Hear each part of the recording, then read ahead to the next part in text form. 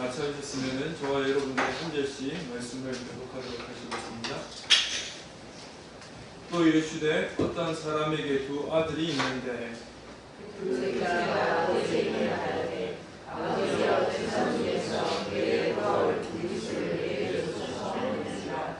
아버지가 그 살림을 각각 나누어 주었더니 그 후 며칠이 안 되어 둘째 아들이 재물을 다 모아가지고 먼 나라에 가 거기서 허라방탕하여 그 재산을 낭비하더니 아홉째 후 그 나라에 그의 분명히 들어 그가 비로소 궁핍한지라.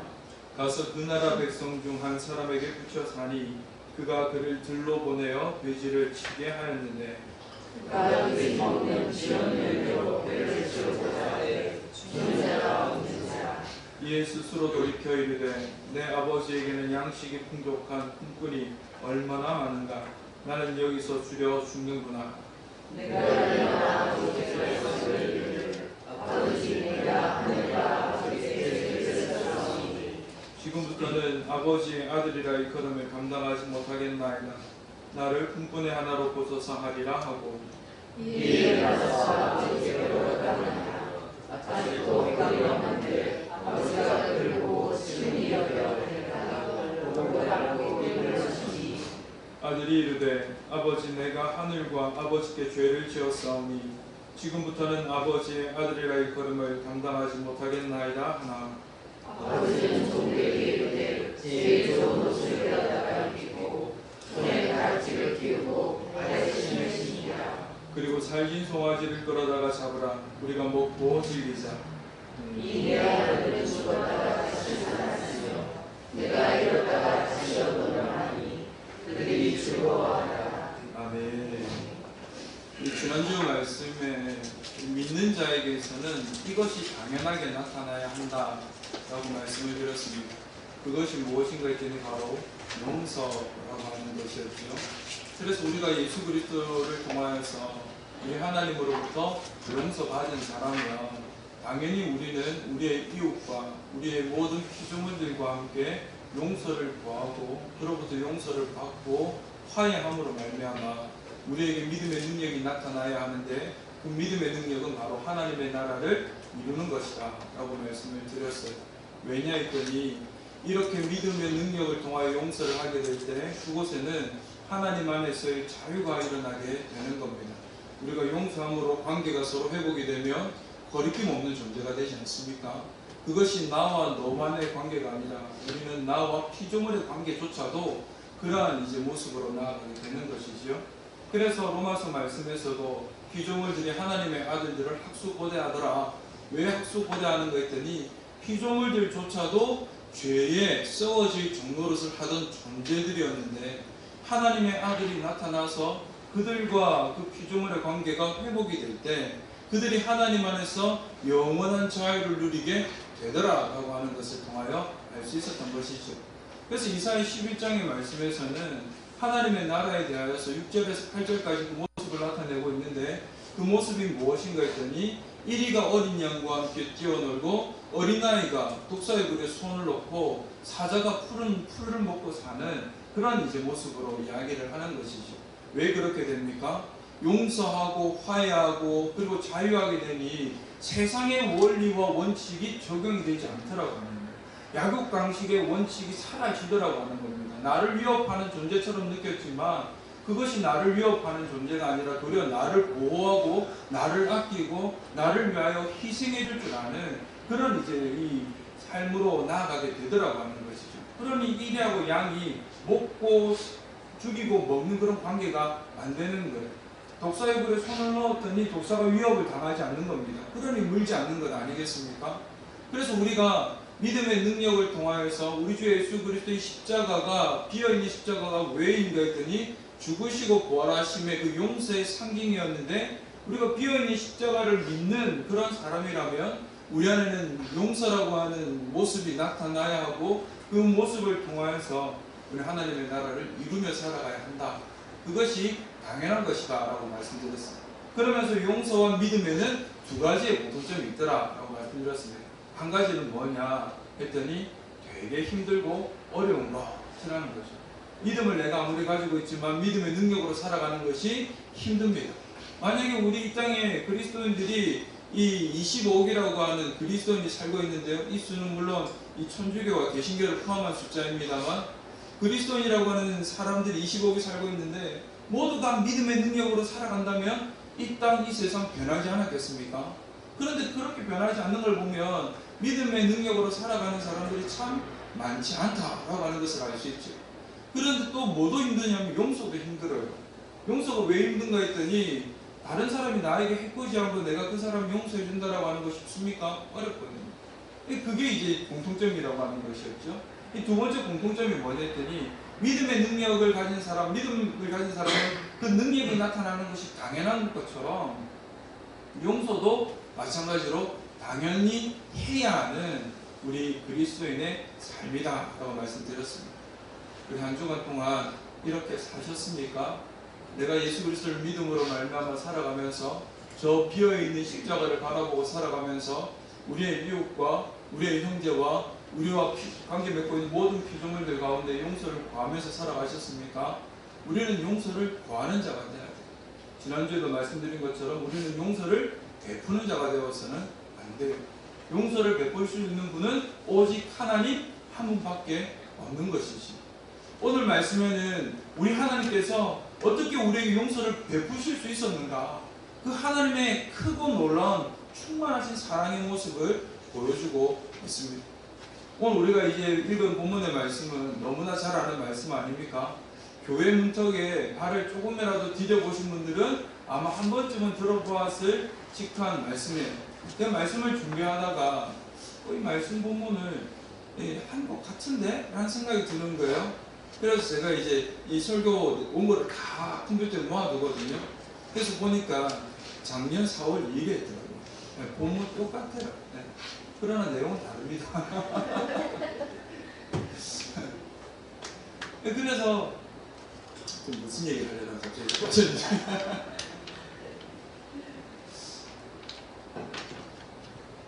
기억이 잘 안 나니까.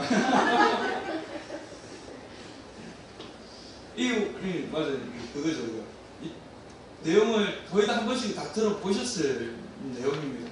그런데 내용은 잘 몰라도 제목은 아마 교회를 다니지 않으신 분들도 아실 것이고 또 이 넌센스 퀴즈가 있거든요. 이 내용을 가지고 있는 넌센스 퀴즈가 있는데 그 넌센스 퀴즈를 한 번쯤은 다 웃으면서 들었던 기억이 있을 겁니다. 우리 이 내용 중에서 가장 억울한 존재가 누굴까요? 그죠? 우리 홍 집사님 입이 조금 왔다 살찐 송아지가 제일 억울합니다. 괜히 돌아와가지고 잠을 못 키게 했잖아요. 그죠? 그런 이제 넌센스 퀴즈도 있고.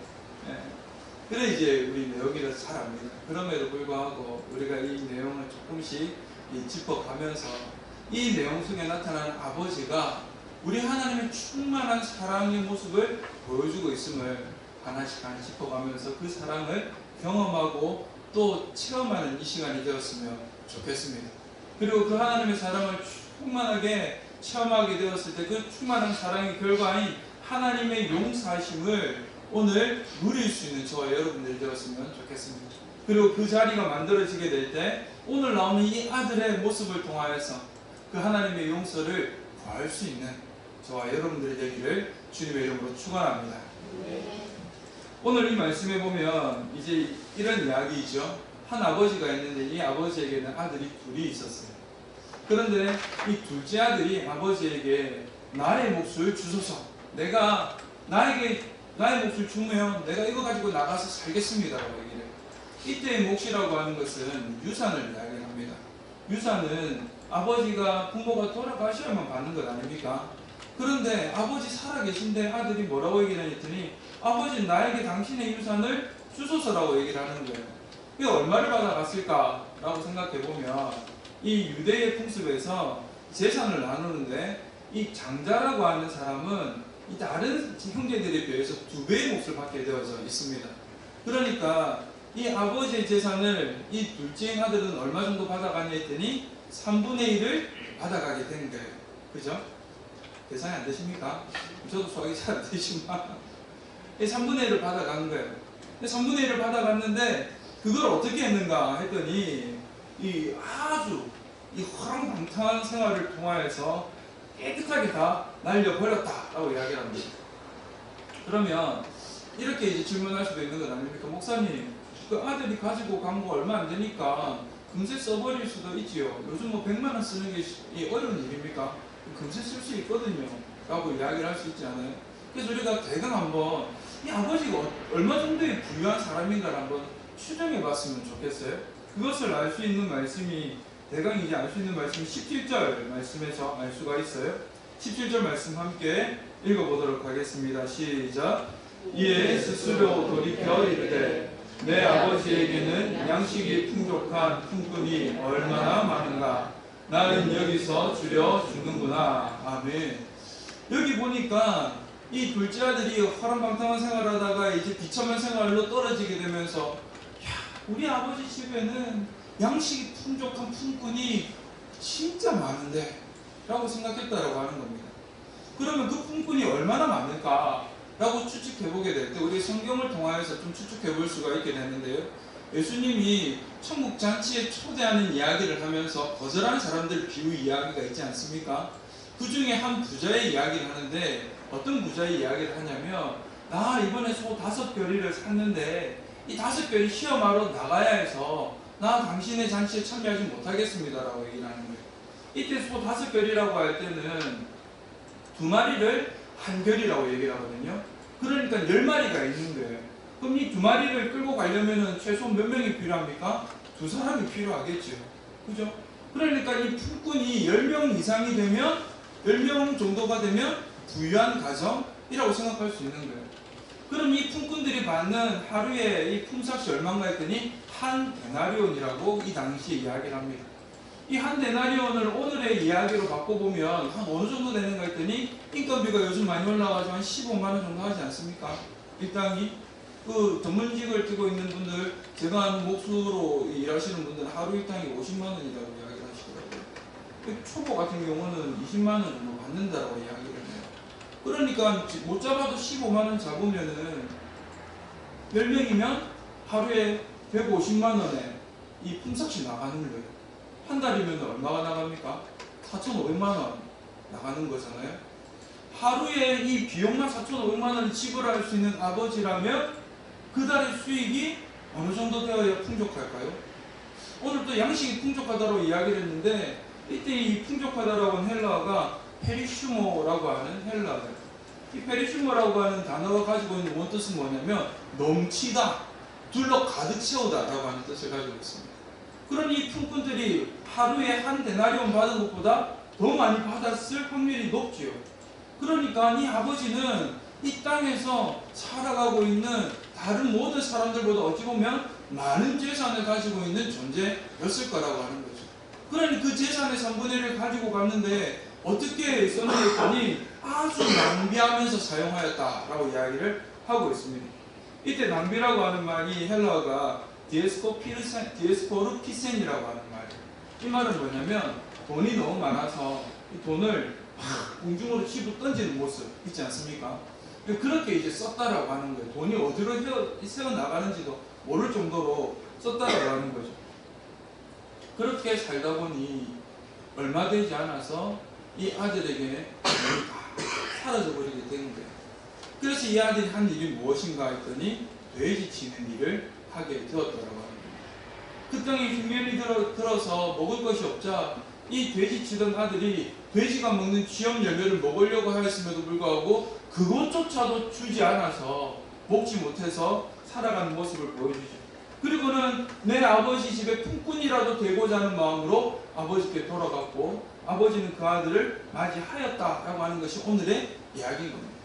그럼 아버지께서는 이 이야기에 나오는 아버지는 어떤 모습으로 이 아들을 기다리고 있었고 이 아들을 용서할 수 있었고 어떤 마음으로 이 아들을 품을 수 있었을까요? 첫 번째 모습이 뭐냐 했더니 기다리는 아버지의 모습을 통하여서 그 아들을 용서할 수 있었음을 보게 됩니다. 특히 이 기다리는 아버지의 모습을 통하여서 우리 하나님도 오늘 우리를 기다리고 계심을 분명히 알게 되는 것이죠. 오늘 본문 중에는 이제 이 성경, 원어 성경에는 없는 단어가 있는 구절이 있는데요. 그 구절이 뭐냐면 13절의 말씀입니다. 우리 13절 함께 읽어보시겠습니다. 읽어보겠습니다. 시작. 그 후 며칠이 안 되어 둘째 아들이 재물을 다 모아가지고 먼 나라에 가 거기서 호랑방탕하여 그 재산을 낭비하더니. 아멘. 여기에 이제 원어에는 없는 이 단어가 뭐냐면 재물, 재산이라고 하는 단어가 원어 성경에는 없어요. 그냥 다 모아가지고라고 이야기를 합니다. 근데 이때 다라고 하는 말에는 어떤 의미가 포함이 되었냐 했더니 자신에게 속한 모든 것을 이야기합니다. 그러니까 이 아들이 재산을 다 모아 가지고 갔다라고 한글 성경에는 표현하고 있지만 실제적인 원어 성경에는 어디까지 표현하고 있느니 아버지와의 관계까지도 다 끊어버리고 가족의 관계까지도 다 끊어버리고 가고, 이 땅에 살아가는 이 시대의 사람들은 어떤 모습으로 살아가냐면 친족 모임으로 살아갔거든요. 친족의 모든 관계까지 다 끊고 아버지가 나에게 준 모든 것들을 가지고 가버렸다라고 하는 거예요. 나 이제 당신 얼굴 안 볼래라고 하는 마음으로 갔다라고 하는 거예요. 그런데 아버지는 어떻게 하였는가 했더니 그 아들이 돌아오기를 동산에 올라가서 쳐다보고 기다리고 있었고, 저 멀리서부터 오는 그 아들을 보고 달려가 맞아 주었다라고 하는 거예요. 20절 말씀인데요. 함께 읽어보겠습니다. 이에 일어나서 아버지께로 돌아가니라. 아직도 거리가 먼데 아버지가 그를 보고 측은히 여겨 달려가 목을 안고 입을 맞추니. 아멘. 아버지가 얼마나 간절하게 기다렸는가 했더니 입을 맞추니라고 할 때 이때 이 입을 맞추니는 한 번 입을 맞췄다라고 하는 게 아니에요. 수차례를 가지고 입을 맞췄다라고 하는 모습을 가집니다. 그러니까 아들을 안고 여기도 뽀뽀하고 저기도 뽀뽀하고 계속해서 뽀뽀하면서 얼굴을 쓰다듬었다라고 얘기를 하는 거죠. 그러니 그 아들을 기다리고 있는 아버지의 간절한 마음이 어떠한지를 알 수 있는 건 아닙니까? 그리고 저기 멀리 떨어져 있는 이 아들의 모습을 보고 그 실루엣을 보고 저 사람이 나의 아들이구나라고 하는 것을 알 수 있었다라고 하는 것은, 아버지는 어떤 마음으로 이 아들을 바라보고 있었더니 그 아들이 어떻게 살아가고 있는지를 수소문을 하여 알고 듣고 이 아들이 지금 어떤 모습으로 살아가고 있는지를 이미 꿰뚫어 보고 있는 아버지의 모습이라고 하는 것을 알게 되는 것이죠. 군대를 가게 되면 신병교육 훈련 받지 않습니까? 수료식을 하게 되면 이 훈열과 그리고 또 이제 행진 같은 거 다 하거든요. 수료식 다 마치고 나면 부모님들을 연병장으로 쫙 내려보내면서 당신의 자녀들을 찾아서 안아주십시오라고 이런 이제 이상한 눈물도 빼는 일을 해요. 그럼 이제 부모님들이 쫙 내려오는데 부모님들이 아들 찾기가 힘들어요. 왠지 아십니까? 다 똑같은 옷 입고 있지요. 새까맣게 탔지요. 모자 눌러 쓰고 있지요. 그러니 다 비슷비슷해 보이는 거예요. 한 번은 저희 아이가 이 단체 사진을 찍었는데 그 사진 속에 자기를 찾아보라고 하는 거예요. 이때가 언제냐면 코로나 한참 유행하던 시기에 찾아보라고 하는데 모자 썼죠, 마스크 썼죠. 어떻게 합니까? 오늘 얘 아니냐라고 하면 또 실망할까봐 눈이 빠지가 찾습니다. 그런데도 실수하면 못 찾을 때가 있어요. 그런데 이 아버지는 어떻게 했는가 했더니 저기 멀리서 그 아들이 오는 모습을 보면서 달려가서 측은히 여기 안고 뽀뽀했다라고 하는 거예요. 그만큼 간절하게 기다리는 이 아버지의 모습을 보게 되는 것이죠. 우리 하나님께서 우리를 용서하기를 원하시는데 어떤 모습으로 용서하기를 원하시는가? 이 아버지의 간절함으로 용서하기를 원하십니다. 언제 너희가 돌아오게 될는지, 언제 내가 너희를 위하여 예수 그리스도를 보내고 죽게 하였고 부활하게 하였는데 그 피어있는 십자가를 바라보고 나의 사랑을 느끼고 돌아오는지 우리 하나님은 오늘도 간절한 마음으로 기다리고 계시더라고 합니다. 오늘 그 하나님 만나는 저와 여러분들이 되시기를 주님의 이름으로 축원합니다. 두 번째, 우리 하나님은 어떤 하나님의 모습으로, 이 아버지는 어떤 모습으로 이 아들을 용서하기를 원하시는가 했더니 아들을 자기의 원래의 자리로 회복시키기를 원하는 마음을 가지고 이 아들을 용서하고 있더라고 하는 거예요. 22절 말씀입니다. 우리 함께 읽어보십니다. 아버지는 종들에게 이르되 제일 좋은 옷을 내어다가 입히고 손에 가락지를 끼우고 발에 신을 신기라. 아멘. 이때 이 옷이라고 하는 말은 헬라어로 스톨렌이라고 얘기를 합니다. 이 스톨렌이라고 하는 옷은 긴 세마포로 짠 옷을 말해요. 그래서 통으로 입는 옷입니다. 이 옷은 제사장이나 왕들이 입는 옷을 스톨렌이라고 이야기를 합니다. 그러니까 이 아버지가 이 아들을 어떻게 했다라고 하는 겁니까?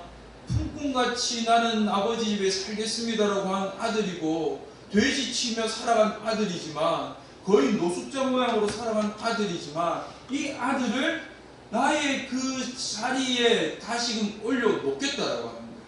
아버지가 왕이면 아들 왕자 아닙니까? 그죠?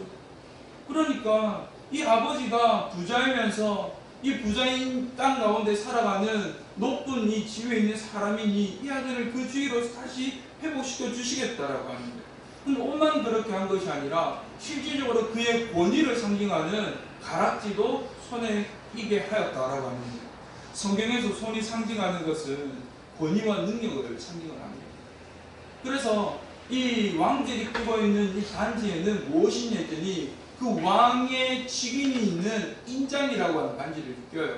그래서 고대 사회에는 이 왕이 가지고 있는 이 인장을 가지고 그의 문서에 도장을 찍는 것 아닙니까? 그 도장이 찍혀 있으면 그 종이 쪼가리처럼 느껴지지만 그 종이 쪼가리에 있는 왕의 권위가 있어서 어느 누구나 그 종이를 받게 되면 왕을 받아들이는 것처럼 행동해야 되는 거예요. 이 아버지는 이 아들을 그렇게 했다라고 하는 겁니다. 품꾼처럼 내가 살아가겠습니다. 노숙인처럼 살아가겠습니다. 돼지와 같은 모습으로 살아가겠습니다라고 하면서 왔지만 아버지는 그 아들을 그렇게 보지 않으셨다라고 하는 거예요. 아니 너는 품꾼이 아니야. 아니 너는 노숙인이 아니야. 너는 이 출하고 이런 못된 모습으로 살아가는 그런 존재가 아니야. 내가 너를 다시 회복시켜 줄게 라고 말씀하고 있는 하나님이라고 하는 거죠. 그래서 우리가 그 하나님을 알게 되고 그 하나님을 믿게 되면 우리 하나님께서는 우리에게 그 성령의 영을 주심으로 말미암아 우리를 하나님을 향하여서 아빠 아버지로 부를 수 있게 하시겠다. 로마서 말씀에서 이야기를 하죠. 로마서 8장 14절에서 15절 말씀인데요. 무릇 하나님의 영으로 인도함을 받는 사람은 곧 하나님의 아들이라. 너희는 다시 무서워하는 종의 영을 받지 아니하고 양자의 영을 받았으므로 우리가 아빠 아버지라고 부르짖느니라. 아멘. 오늘도 우리 하나님께서는 우리를 죄인의 자리에 그냥 두기를 원하지 않는 하나님이신 줄 믿으시기를 바랍니다. 우리가 이 땅 가운데 비록 죄인처럼 살아가지만 우리 하나님께서는 우리를 하나님의 양자로 하나님의 아들로 품고 세우시기를 원하시는 분이신 줄로 믿으시기를 바랍니다. 우리가 그것을 믿음으로 고백하며 나아가게 될 때 우리 하나님께서는 너를 죄인이라 이야기를 하지 아니하시고 우리를 죄인이라 말하지 않으시며 나의 사랑하는 아들이요 나의 사랑하는 딸이라 라고 말씀하고 계신다라고 하는 것이죠. 오늘 그 하나님의 풍성한 사랑, 충만한 사랑을 받아 누리는 저와 여러분들 되기를 소망합니다. 세 번째, 이 아버지를 통해서 알 수 있는 하나님의 모습은 무엇인가 했더니 하나님은 우리를 낳으신 아버지시다 라고 하는 것을 알게 해요. 오늘 본문에 나온 두 사람의 관계가 아버지와 아들이라고 하는 관계를 이야기를 하지 않습니까? 이 아버지와 아들에게는 무엇이 있냐 했더니 닮음이 있어요. 어떤 닮음이 있냐 했더니 정체성의 닮음이 있습니다. 예전에 개그 콘서트에 보면 아빠와 아들이라고 하는 코너가 있었어요. 이 아빠는 유미상이라고 하는 거부를 가진 개그맨이 역을 맡았고 아들은 김수영이라고 하는 거부를 가진 또 개그맨이 맡았어요. 그러면서 여러 가지 소재를 가지고 이야기를 하는데 결국 귀결되는 것은 뭐냐 했더니 모든 것을 다 먹기 위한 쟁탈전으로 이야기를 끝내고 있어요. 근데 그게 아빠만 그런 게 아닙니다. 아들도 그래요. 어느 날 아빠가 아들이 막 이 냉면을 먹고 있습니다. 냉면을 먹고 있는데 아들이 이렇게 얘기를 하는 거야. 아빠, 이 냉면이 좀 이상한 거 같아. 왜 뭐가 이상한데? 냉면이 셔. 이래 얘기해요. 아니 식초 넣어서 쉬겠지. 아니 그 맛이 아니야. 일단 내가 먼저 맛을 볼게 하면서 이제 아들이 그 냉면을 다 먹어버려요. 먹고 나더니 하는 말이 이상한데 내가 아빠 거 한번 먹어볼게. 맛볼게. 아빠가 내 거 뺏어 먹으려고 이런 얘기를 하는 거예요. 안 웃깁니까? 난 되게 웃겼는데. 그래서 아빠와 아들이 정체성이 닮았다라고 하는 거예요. 생각이 닮았다라고 하는 겁니다. 오늘 아버지와 이 아들이 나타내고 있는 모습 속에서 우리는 닮았구나 라고 하는 것을 알 수가 있어요. 21절 말씀인데요, 함께 읽어보십니다. 아들이 이르되 아버지, 내가 하늘과 아버지께 죄를 지었사오니 지금부터는 아버지의 아들이라 일컬음을 감당하지 못하겠나이다 하나. 아멘. 여기에서 아니 선생님 도대체 뭐가 닮았다는 말입니까? 하고 이야기를 할 수가 있는데, 오늘 말씀에 보면 이 아들이 지금 뭐하러 온 겁니까? 아버지 집에 품꾼이 되려고 왔어요. 그런데 그 품꾼이 되려고 온 아들이 뭐라고 얘기를 하면, 지금부터는 아버지의 아들이라 일컬음 받기를 감당하지 못하겠다. 자기의 정체성이 무엇인가 했더니 사실은 품꾼이 아니다라고 하는 거 이미 알고 있다라고 하는 거예요. 이 아들, 난 아버지의 아들임이라고 하는 정체성을 가지고 있는 존재라고 하는 것 이 아들 알고 있다라고 하는 거예요. 지금 내가 살아가고 있는 모습이 아버지한테 죄를 지었고, 그리고 또 내가 돼지치다 왔고 행색이 남루하여서 나는 아버지의 품꾼보다는 못한 그런 존재이지만, 그리고 내가 지금 그렇게 살아가겠다라고 하여 왔지만 사실상 나는 아버지의 아들입니다. 그러나 그 다른 것들로 인하여서 아버지의 아들이라 칭함받는 거 감당할 수가 없습니다 라고 이야기를 하는 거죠. 자기의 정체성은 분명하게 아버지의 아들임을 알고 있다라고 하는 겁니다. 우리가 그냥 단지 닮았다고 해서 그들이 가족이라고 할 수 없죠. 가족이라고 할 수 있고 관계를 맺어서 아버지와 아들이라고 할 수 있는 것은 뭡니까? 부모 사이에서 태어나고, 그리고 같은 피를 가졌기 때문에, 같은 정체성을 가졌기 때문에 그 관계를 가족이라고 얘기하고 부자간의 간이라고 이야기하는 것 아닙니까? 오늘 우리 하나님 아버지께서는 우리를 낳으셨고 우리를 지으신 분이라 성경은 분명하게 이야기를 하고 있습니다. 창세기 1장 27절 말씀에 하나님이 자기 형상 곧 하나님의 형상대로 사람을 창조하시되 남자와 여자를 창조하시고. 아멘. 시편 말씀 함께 찾아보실까요? 시편 139편 13절에서 15절의 말씀입니다. 시편 139편 13절에서 15절 말씀, 구약성경 904면쯤이 됩니다. 시편 139편 13절에서 15절 말씀, 저와 여러분들이 세 절의 말씀이니까 한 목소리로 우리 함께 읽어보도록 하겠습니다. 구약성경 904면쯤에 있습니다. 읽으십니다. 시작. 주께서 내 내장을 지으시며 나의 모태에서 나를 만드셨나이다. 내가 주께 감사하오는 나를 지으심이 심히 기묘하심이라. 주께서 하시는 일이 기이함을 내 영혼이 잘 아나이다. 내가 은밀한 데서 지음을 받고 땅의 깊은 곳에서 기이하게 지음을 받은 때에 나의 형체가 죄 앞에 숨겨지지 못하였나이다. 아멘. 우리 하나님께서는 우리의 형상을 따라 남자와 여자를 짓자라고 말씀하셨고, 그 지으는 행위를 하고 계시는데 내 내장을 지으시고 나의 모태에서 나를 만드셨고, 내가 주님 앞에서 감추어질 것처럼 보이지만 결코 감추어질 수 없는 모습으로 나타나게 되더라 라고 이야기를 하는 겁니다. 그러니 우리 하나님의 정체성을 가지고 우리는 창조된 존재다 라고 얘기하죠. 그래서 영어 성경에서는 창세기 1장 27절 말씀에 하나님의 형상이라고 할 때 이 형상은 뭐라고 이야기를 하냐면 스테이츠가 아니라 이미지라고 이야기를 하고 있습니다. 겉모습이 닮았다고 이야기를 하지 않아요.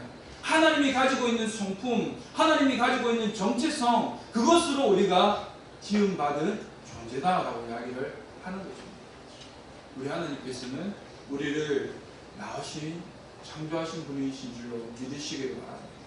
그렇기 때문에 우리 하나님은 충만한 사랑으로 용서할 수 있어요. 자녀와 부모의 관계가 어그러지면 자녀는 부모를 용서하지 않고 떠나버릴 수 있어요. 그러나 그 부모는 평생을 그 자녀를 마음에 품고 살아가며 언제든지 돌아오면 용서하겠다라고 하는 마음을 가지고 살아가는 것이 부모인 것이죠. 우리 하나님의 마음이 지금 그런 마음으로 지금 이 자녀를 용서하기 위한 사랑으로 기다리고 계시고, 또 자녀가 돌아오면 그 지위를 회복시켜주기 위한 마음으로 간절하게 그 용서의 사랑을 계속해서 끊임없이 흘려보내주고 계시다라고 하는 겁니다. 오늘 우리 나를 창조하신 하나님 만나시기를 바랍니다. 그 하나님을 만나게 될 때 우리 이 땅 가운데에서 그 하나님과 함께함으로 말미암아 우리 정말 하나님의 그 풍성한 용서의 사랑을 통하여서 살아갈 수 있게 되는 거예요.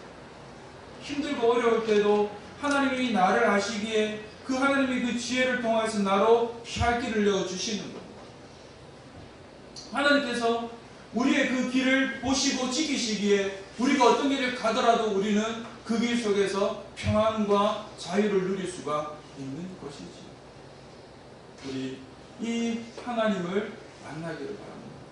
이 땅 가운데 우리가 용서받은 자라고 하면 이 하나님을 매일매일 만날 수 있어야 돼요. 나를 기다리시는 하나님, 나를 회복시키시는 하나님, 나의 창조주신 그 하나님을 매일매일 만남으로 말미암아 우리는 이 땅을 살아가게 될 때 우리 안에 믿음의 능력, 용서를 통하여 하나님의 나라를 만들어가게 될 줄로 믿습니다. 그러기 위해서 한 가지가 있어요. 우리가 해야 될 것이 있습니다. 그것이 뭐냐면 용기 내어 결단하고 행동하는 거예요.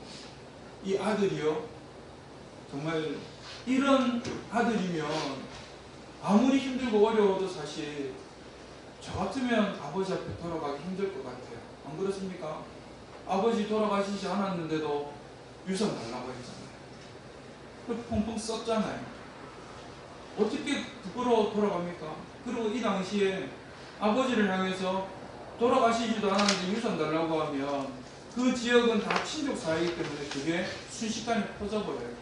아버지에게 불의한 사람은 돌에 맞아 죽게끔 되어져 있습니다. 사실 이 아들은 어떤 방으로 왔냐 했더니 나 죽어도 좋으니 여기에서 밥 한 술 먹고 죽었으면 좋겠다라고 하는 마음으로 온 거예요. 용기를 내었다라고 하는 거예요. 그리고 마음속에 결단하였다라고 하는 것이죠. 결단하는 것만으로 끝나면 됩니까? 행동해야 하는 것이죠. 힘들고 어려운 발걸음이지만 그 아버지의 집이 다가가는 것이 한 걸음 한 걸음 가까워질수록 괴로운 마음이 있었을 수도 있겠지만 행동하여 아버지 품에 안겼다라고 하는 겁니다. 오늘 우리 하나님께서는 우리에게 충만한 사랑으로 용서의 사랑을 흘려 내려 보내주고 계십니다. 이제 우리는 우리의 마음의 문을 열고 그 속으로 더 빠져 들어가기만 하면 되는 거예요. 볼지어다 내가 문 밖에 서서 두드리노니 누구든지 그 문을 열고 말하지 않으면 내가 그와 더불어 먹고 마시리라 라고 하신 그 하나님의 음성 오늘 우리의 귓가에 들리기를 주님의 이름으로 축원합니다. 이렇게 살아가는 저 여러분들의 되기를 소망하며 우리 찬양하며 결단하며 기도하시겠습니다.